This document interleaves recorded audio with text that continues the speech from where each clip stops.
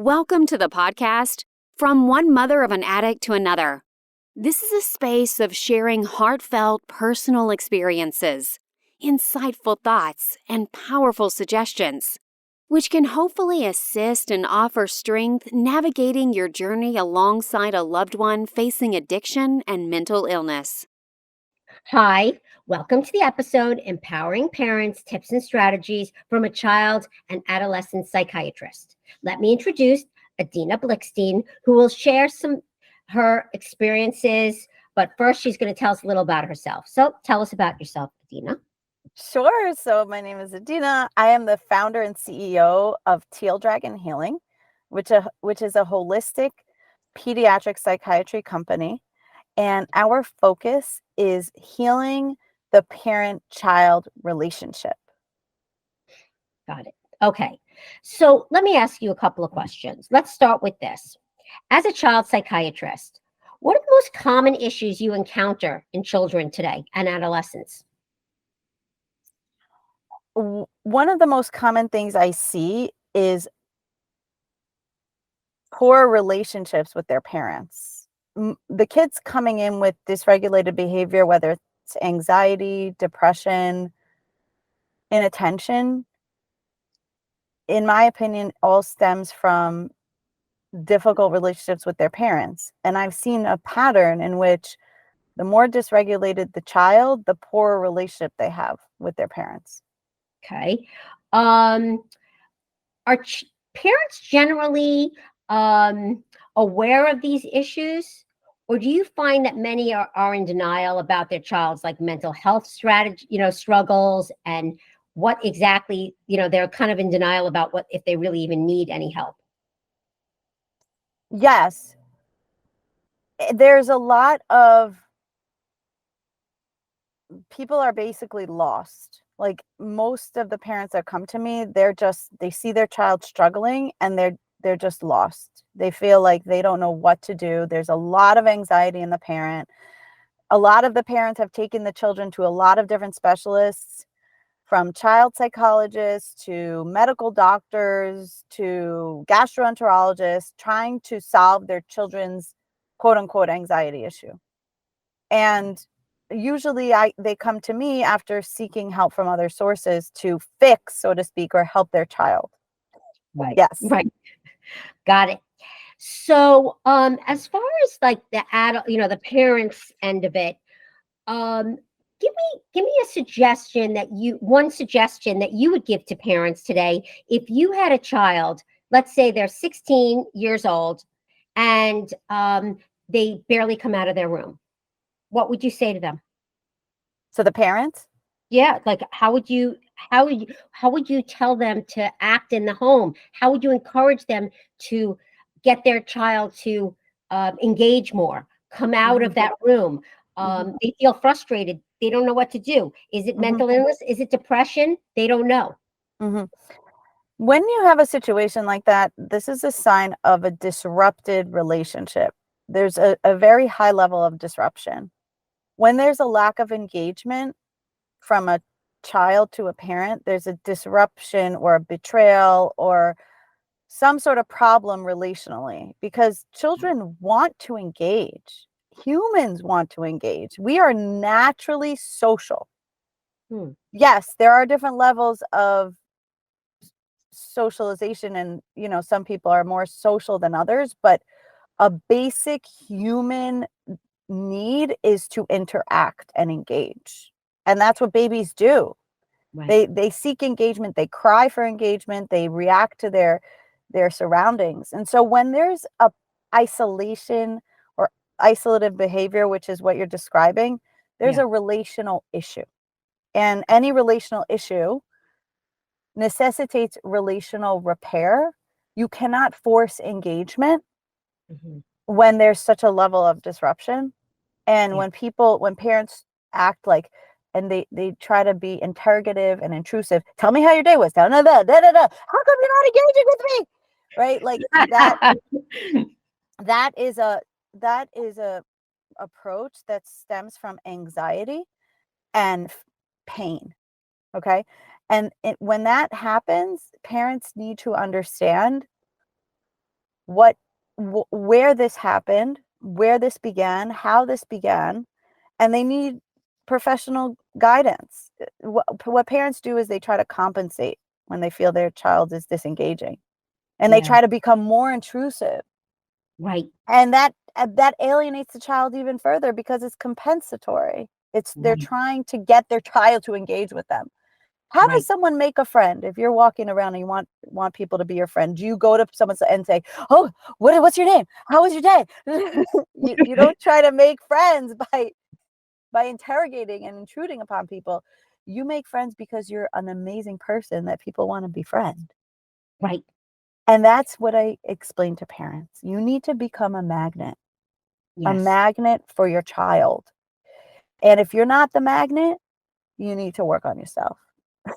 And that's the thing that I'd like to address. I know that coping with my son, the the paths that I've taken, um, I wasn't a helicopter mom, but I definitely was more towards maybe a jumbo jet 747 mom, somewhere more towards there. But I never wanted my kids to be harmed. Like, I wanted the best for them. I'd do anything for them. One turned out okay. The other, and thinks I'm the greatest thing since sliced bread. The other, what I noticed was what you just said. I went in more when he was going out more. Now, I always had a relationship with him, and even through his drug addiction and the beginning of those years in high school, we still were very close. If anything, he was way too emotional. I already knew then that he needed help, but how do you get a kid, an adolescent, back then, 12, 14 years ago, they didn't have online psychiatry sessions like they do today. That would have been a lot easier than trying to get my 150-pound kid over to a doctor's office. Yeah. Yeah. So with the advice I give when there's such a deep level of mistrust, right? Relational rupture always happens because of distrust. And a child doesn't want to engage because of lack of trust. So what I advise parents to slowly ease back into the engagement is, number one, talk about yourself whenever you can. Any interface, just start blabbering about you. Wow. Because there's no pressure on a child to engage. But opening up your life and spreading the information about your life and how you experience your life will make an impact on that. So an example is, and I hear this so often, how do I get my child to tell me how their day went? I say, just talk about your day. Leave the child alone. Right. Talk about your life, talk about your struggles, talk about your challenges, talk about your resilience, talk about your gym experience, talk about going to the bank. Just rattle along. Okay, but what about this? What about when it's in crisis mode and it gets to the point where, I never thought I'd have to get to that place of giving my kid an ultimatum. Like, either you follow the rules in my home, or because, once you realize they've taken over your home, like, I don't even feel safe anymore. And this is crazy. Like, what happened here? My life is like being controlled by someone else. When you get to that place, Adina, and you're a parent that it's hard, you've been so close to your kid, and now you got to say, take that hard line. These are the rules. And I had to go to a therapist, and they gave me a list they told me to write everything down because you get nervous when you're speaking. So I did. I wrote everything down, and I said, if you don't abide by these rules in my house, then you must leave. They did want me to tell them to leave without anything, but as a Jewish mother, there was no way that was happening. And I had to, and any mother doesn't want to see their kid walk out the door with nothing. But I did make that change and that step, which was very hard. And back then, I wish I had someone to talk to. It wasn't as open as it is today, and it's still not open. People don't want to follow my podcast because they don't want to let other people know that they're even listening to it. It's still out there. The stigma is there. You're not going to get those followers. That's not where it's going to be. But how do you tell a parent when that kid left, go on with your life? Okay, keep going. It's hard to live every day like that. What besides getting a coach, how do you feel about that? Having someone to talk to every so often when you feel like you're in crisis. Crisis situation. So I personally, in my practice, I don't work with acute crisis. I'm not equipped because acute crisis necessitates crisis intervention. Crisis intervention could be a crisis intervention center or 911 or emergency and things like that, where you feel threatened, where you feel unsafe. Right. That's a totally different ballgame. Those people are not candidates for outpatient work because Right. it's already so extreme that it becomes dangerous. And when Right. when you're in crisis, I always have this question, like, I don't espouse authoritarian parenting, nor do I espouse permissive parenting. There's always a middle ground, which is collaborative parenting, where you engage and you're vulnerable and you have empathy and you work together to find collaborative solutions. Yes. However, in crisis situations, there's no room, space for collaboration. That's the definition of crisis.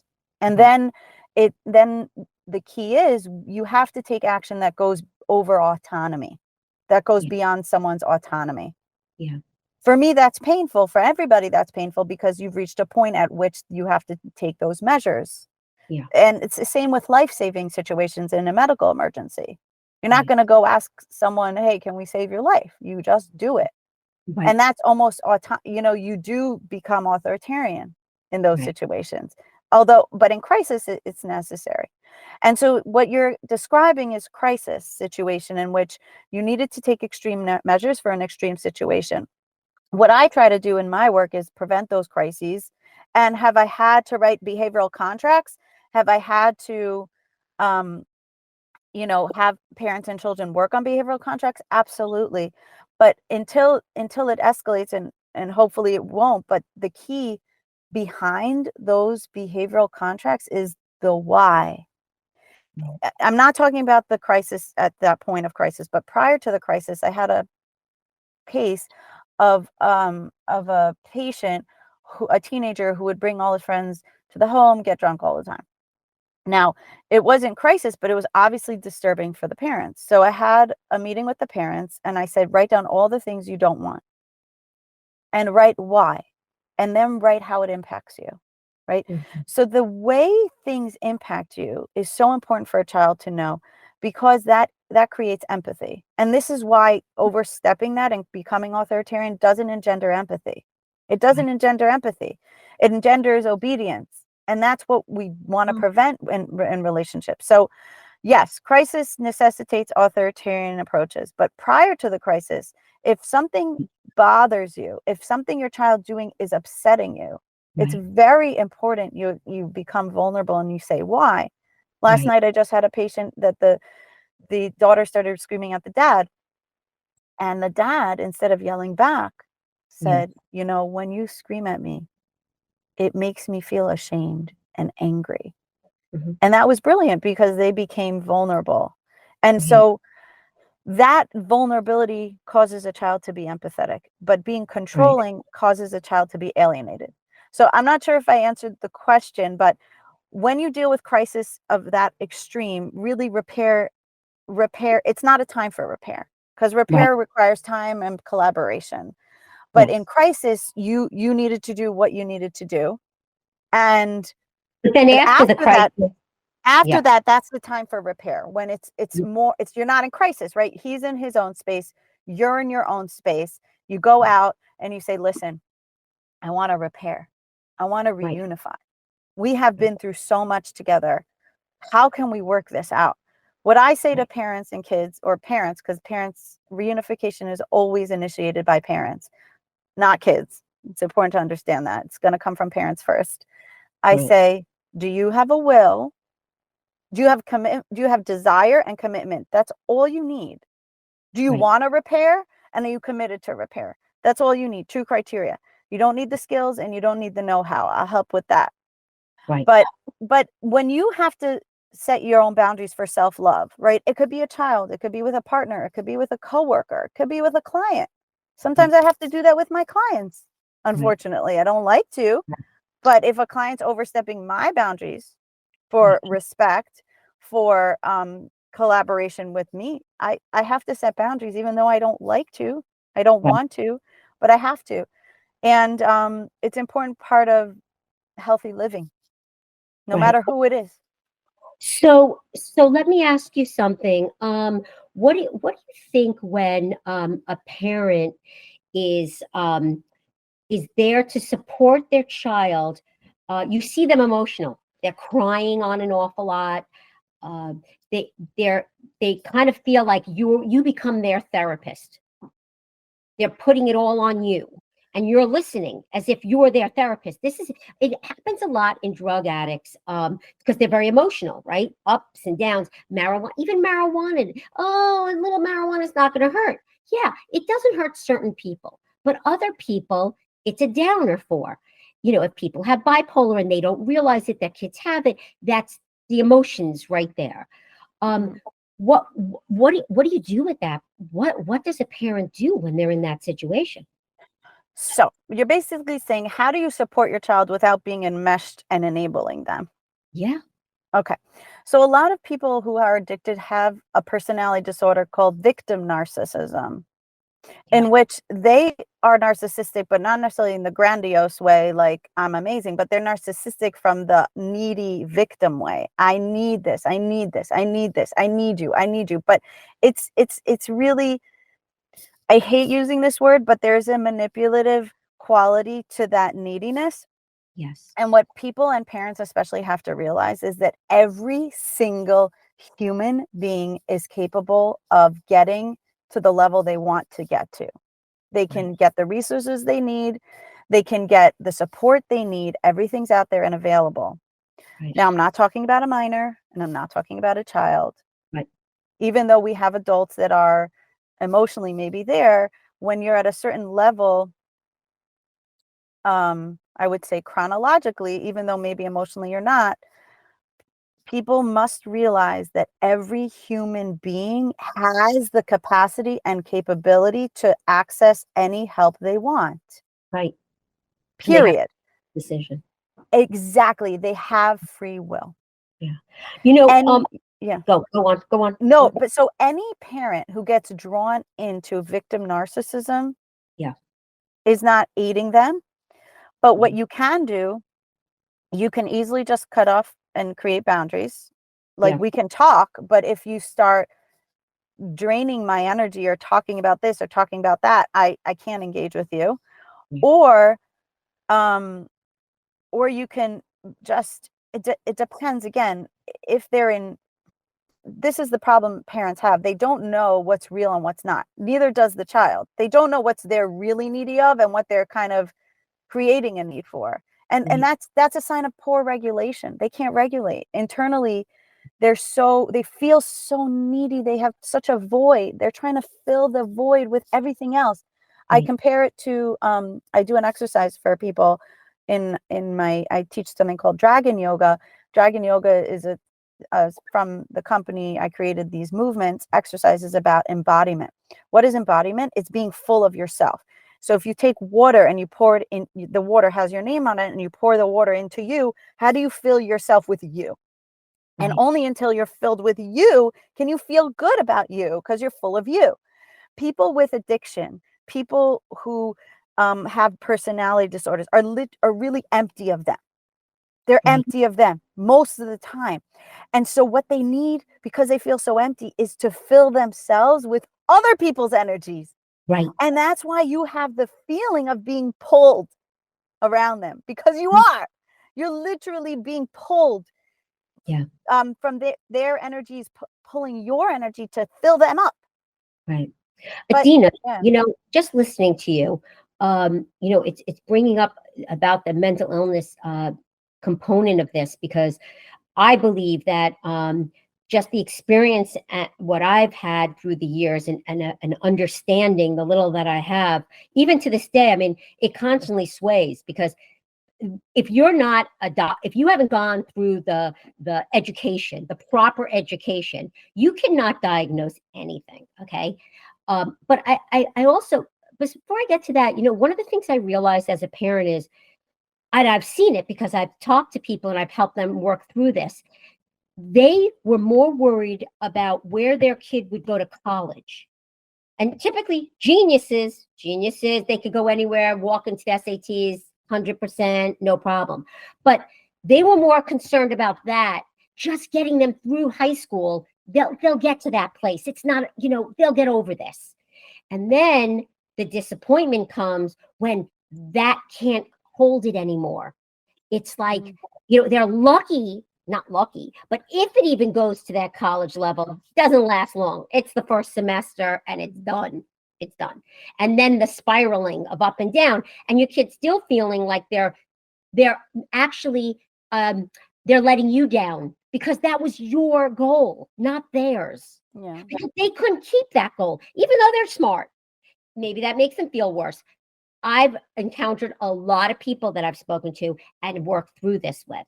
And I actually personally have shared this with people that after my son's first rehab, when he came out and he was clear, it wasn't right away. Because a lot of times if you think 30 days is going to clear someone from drugs, no way, no how. It takes a lot longer to really see where they're at mentally and when their clarity comes back. Actually, you have a better chance the first time after rehab. By the time the third time of rehab comes, it's at least a year and a half until it's going to happen. But when I did get to that place, I said to him I was sorry because I just felt like he was so smart. He had so much potential and he was so natural at things that this came to him and he could have gone Ivy League anywhere as if that was the most important, which after the end of the day, it means nothing. I'd rather him be here today, sitting next to me, healthy as can be, and going to Starbucks and having a great job and being happy. I'd be happy with that. When I said that to him afterwards, I release you of that. That was me. He thanked me. He thanked me for that. He understood that. He knew that he couldn't get to that place. That I feel like parents sometimes, everybody means well, so to speak. They're just not educated on the things to do or not do. Or like you said before, have that communication talk, put it back on you. In some way, share your feelings, which there we go. That was probably the first time I expressed that, and how that made me feel or whatnot. So I think that, what I'm hearing from you is that also it's really important for the parents to pick up their skills, learn about the situation their kids are in, and not just think someone like you, a psychiatrist, is going to be able to solve the world and all their problems. It's a collaboration. Exactly. And it's amazing. I am so happy that you said, I would be happy if you just went to Starbucks but was healthy and sitting here with me. Parents have lost perspective and they, without realizing, create such feelings of deep-seated inadequacy in their kids because they're focused on the wrong things. Yeah. And that is school. Yeah. I am a big proponent of dropping the idea of academic achievement and for many reasons. Without mental health and without confidence, a child cannot do what they want to do anyway. They don't have the confidence for it. Right. And a lot of our school system is completely repressive. They don't care about the desires of the child. Right. They care about a system. Right. There's so many opportunities of learning in this world. There's online, there's internships, there's travel. There is limitless potential. Yeah. And we are breaking a paradigm of degrees and like diplomas. We are breaking the paradigm. Yeah. And for a parent to get stuck on this paradigm, there's going to be so much resistance. And I'm seeing that in my practice. Kids don't want to go to school. Yeah. Because school sucks. And school is not meant for those kids. Those kids are creative, beautiful, divine beings that are meant to do beautiful, innovative things. And the school isn't matching their potential. Right. It's not a kid problem. It's a school problem. Yeah. And the more parents hang on to that paradigm, the sicker they create. The system and the kids. And I tell parents all the time, grades are not important. Right. Grade is arbitrary. It's completely arbitrary. What's important? How confident your child is, how good they feel about themselves, how loving they are about themselves. Yeah. And this is a pitfall parents fall into all the time. Yeah. There No, is see it. so much opportunity to learn. Learning is natural. When you guide someone into their true calling and true desires, that is joy. That is pure joy. And that's our purpose here. That is our divine purpose. Right. Not to be an A student. It's not our divine purpose. You know, the most sophisticated thing I've heard from an adolescent recently, a cousin of mine has a son, went to Denver, University of Denver, couldn't get into University of Miami, very bright kid, but okay, he didn't really care. He ended up going to Denver, and he knew a couple of kids, and he's the first year freshman, and he was smart, he was clever. He had his mom come out and talk to the counselor, you know, the student counselor, whatever, with him. And he said, Mom, I'm not coming back next year. I'm leaving school. So she said, he knew how she would react. So he did it in a very bright way. He said, look, I don't smoke. I don't drink. Everyone I know here is going to be going into a fraternity, and all they do all day is smoke and drink. I don't like it. This is what he said to her. He said, I think it's a waste of your money. And I'm really not learning anything. And I don't even know what I want to do with my life. So why am I here? And that's how I feel. Now, that's a mature kid. You're not going to find that in a lot of places. He's confident and he has that. But you know how many kids are in that system that you're just talking about? Why? What are they really coming out with? Yeah, I think we have a very big problem, and we create a lot of dissatisfaction and life dissatisfaction because we create a paradigm in which a system has this mindset in which the learning shouldn't be joyful and amazing and loving. And I have not met, you know, happy, bright, joyful children who are in the system. There, a lot of them are just miserable, and we need to listen to that. As a society. What is going on? And one of the biggest problems is that we pull people out of ground. What is ground? When we're listening to what we love, when we're doing what we love, we feel in our bodies, we feel happy, we feel good. We feel good in our body. Right. But when we put people in systems that are not good for their body, we basically pull out their essence of what they joyfully want to do. And for every single person, that's different. It's different for everybody. And the school system started, you know, in the history of humanity relatively recently. Children were born and they were just apprenticed, or they followed their parents, or they did fun activities that they wanted to do. So the real question is, how do we guide children to be educated but remain in their joy and their natural curiosity? Because that's when we have the most brilliant, brightest minds. And like Montessori system has that mindset. Right. Montessori school. What about the kids that they can't cope? Their parents, they've lost their kids. They find their kids are coming back from school or dropping out or whatever the story is. Their kid, you know, a friend of mine turned to me and said, I don't know why my kids hate me. You know, like, and they're in that age category. And I said, well, you know, maybe they don't hate. It's not that they hate you. They're frustrated that they can't be what you want them to be. What you enjoyed, they don't enjoy. But, you know, we grew up in this world where these are the things you have to do because we were taught that way. You have to be like this. You have to believe that. You have to be like that. It doesn't with any religion, with anything it is. And that, I think, has made a huge impact on all these kids. Exactly. And we're having a generation now in which they are done with obligation-based living. There's no such thing as doing what you have to do. You create your life. You do whatever you want to do. And that's true desire-based living. Desire-based living is really divine living. It's living within your divine right to exist, because we're all here temporarily. We live, we die. It's short term. And we have to ask ourselves, why are we here? If we're conditioned from a young age to believe that we're here to be a certain profession, to believe that we're here to do something, we end up with a society that's very unhappy because we're really being conditioned out of our natural desires. Children will always tell you how they want to be parented. They'll always show you what their natural interests are. It's not difficult. You'll Right. see it from a young child and it'll proceed. The problem is when we suppress or we don't listen or we're not tuned in. And if we're not tuned in, then we ignore what the child actually wants. And it's because we're not listening to what they really want to do. Of course they're going to be mad at you. Or ask them, or Yes, ask them. yes. And we Yeah. need to follow their lead. We need to be following their leads in terms of interests.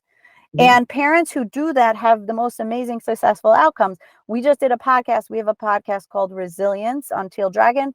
We interviewed Jason Holter, who runs a sports for children. And tell me about the parents of really great athletes. He said the parents of amazing athletes, pro level, they don't push anything. They're just the most chilled. They're not the parents who care about the scores. They're not the parents who care about the wins. They're just going with their child's interests and following those interests.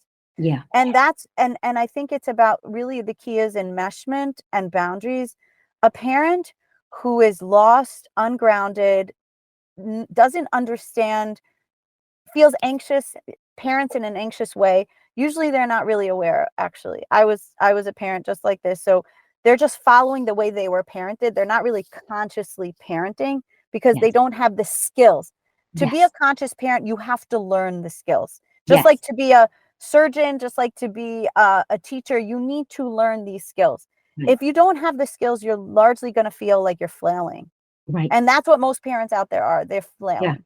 Yeah. And they know they're flailing. Right. And so what I do is I break everything down very, very simply to teach parents the skills they need to feel completely confident in their parenting. There's no, am I guilty? Did I do this right? Oh my goodness. Does he like me? Does he hate me? No. You are grounded.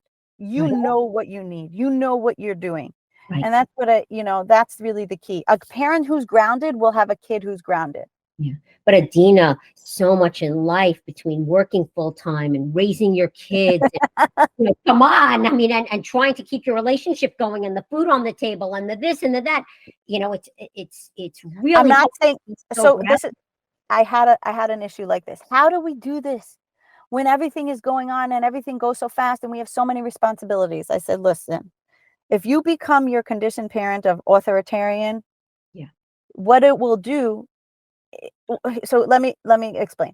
Authoritarian and permissive are efficient in the short term. Right. It's efficient in the short term. You control your kid or you say do whatever you want. Yeah. Right. But it disrupts the relationship. So even though the skills might be difficult to gain, I always say 3 months you're in, you're out. By 3 months, you're good. Right. You don't unlearn the skills. You're in a car, you don't unlearn how to drive. Right. You don't unlearn a language. Right. If you have a language, you have the skills. It is not difficult. It is not causing more time. It's an investment initially, and then it's great. Adina, you said, and then I'm going to let you go. But one of the things I just heard you say, which was just set something off in my mind, is one of the biggest things with parents that have adolescent kids that are addicts, mental illness, it takes them a long time to get out of denial. But then they go in and out of denial. So like they take that and they think they're out of denial, and then they can't hold on to it. So they go back in until one day they can do it. It's not so easy. And look, you love your kid and mistakes have been made. You don't look back. You got to look forward and just keep chugging. But I think that I believe that when a parent can get to that place, which just like you said, just like the kid has to get to that place and feel good and feel confident, the parent can't do it for them. Nobody could do it for the parent. And then they end up, how like people start blaming everyone else around them. Oh, it's my family is judging me. My friends are judging me. No one's judging you. They don't understand because you don't understand. You don't even understand what's going on. I talk about that a lot. And I think that's such an important thing to talk about because, it's out there, Adina. And then finally, and I hear it, and then they say they know they're doing the wrong thing. They know they shouldn't be doing it. They can't control themselves. It's sad. And it is because sometimes it really needs to take like a knock on your head to say enough. I can't let this Yeah. happen anymore. So a lot of what I do is I work on the inner child of the parent, because a lot of the parent's behavior is really about their own deep wounding as a child when they were parented. And not like, I understand exactly what you're saying. It's like they can't handle setting boundaries that they know are good for them, Right. because they grew up in a childhood in which setting boundaries was probably looked down upon, Yeah. and they're just so used to it, and they can't not do it. It's like so ingrained. That requires a lot of inner therapy for the parent. Yeah. Yeah. And a lot of what I do, especially with the kids who do have addictions, and a lot of times I do get calls, fix my kid, fix my kid. And I know, and I said, It's very sad, but I go back to the parent, because the kids like completely needs a treatment program, refusing treatment program. And I go back to the parents and I say, how can I support you? I want to support you. Right. And it's unfortunate, but the ones who say fix my kid are the ones living in denial. And then when I ask the parents, how can I support you? They're in denial about the fact that they need support. Denial is a great thing because you pretend it doesn't exist. Yes. And why are people in denial? Because of pain. Because of simply because of pain. Why is this father living like this? Because he lived in denial as a kid. He was in too much pain. Right. And denial is one of the most extreme coping mechanisms, meaning at the most extreme pain, because it's really like blinding. It's a dissociation and denial are two of where a person has experienced most extreme trauma. It's just so bad that a person cannot open up to it. There's other coping mechanisms that are much easier to get through: projection, displacement. Those are much easier, but denial and dissociation is out of body. Denial is out of mind. Yeah. And so I don't work with people like that because there's too many barriers. I always say, if somebody wants the help, they have to ask for it. If someone in denial, they can't really ask for it. That's why I think at the beginning, Dina, what I've seen, like I had to go to like Al-Anon meetings. And I think it's the funniest thing, because at the beginning, when I used to go, I'd be like, oh, these poor people. I'd come out of there by like, oh, and I think my situation's bad. Let me tell you something. 14 years later, I heard a lot of those same stories that I went through. But back then, it was like, wow.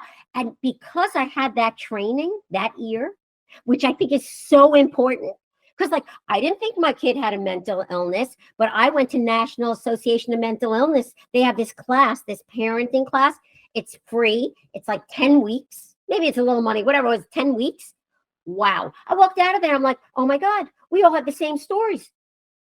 We all have the same stories, Adina. And like some were in denial, some weren't. But like by the end, we all realized, yeah, there's some mental aspects, illness here. Like something's here. Right. Addiction especially is a denial-based disease. Yeah. The parents have to educate themselves, because then they'll know how to react and how to, if you don't know that, then you're actually enabling them to fall, but they don't know. That's how. Right. And also addiction, just an addiction itself, right, is escaping from the pain. It's leaving the pain. It's a denial-based disease, which means that someone who's going to drugs cannot even face the reality. And so they want to just choose a different reality. So denial is huge within addiction, someone who's addicted, and then the families. So every different mechanism has a different coping mechanism. Like anorexia has its own thing, OCD has its own thing. Anyway.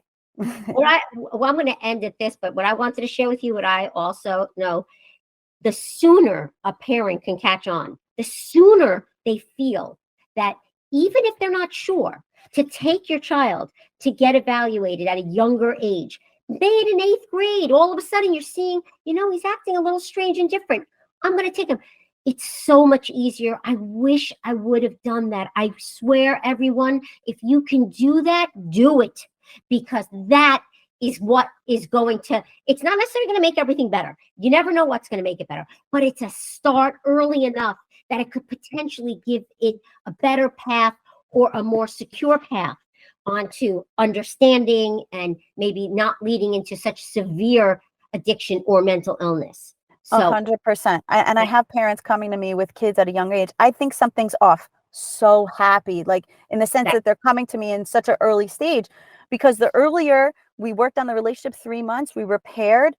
This child's set for life. Seriously, set for life. Because I talked to the parents, I worked on the repair is intact. That they're on the trajectory of being intact, as opposed to going through the same reactions, interactions. We can, my belief, my true belief, is that we can prevent mental illness across the board, across the world. We do not have to think it's inevitable. It's not. There's so much nurture involved. That's why I focus on the parent-child relationship, because when you heal the parent-child relationship, you prevent mental illness, you cure mental illness. It changes the brain. And that's my true belief. So yes, the earlier the better. Adina, you've been amazing. Thank you for being a guest on my podcast. And I look forward to spending more time with you and having more podcasts with you. Thank you so much. My pleasure. My pleasure. Thanks for tuning in. I trust this episode brought you insight and strength, offering valuable coping strategies. Stay connected with weekly content, plus follow if you enjoyed, and be sure to journal for your own self-care.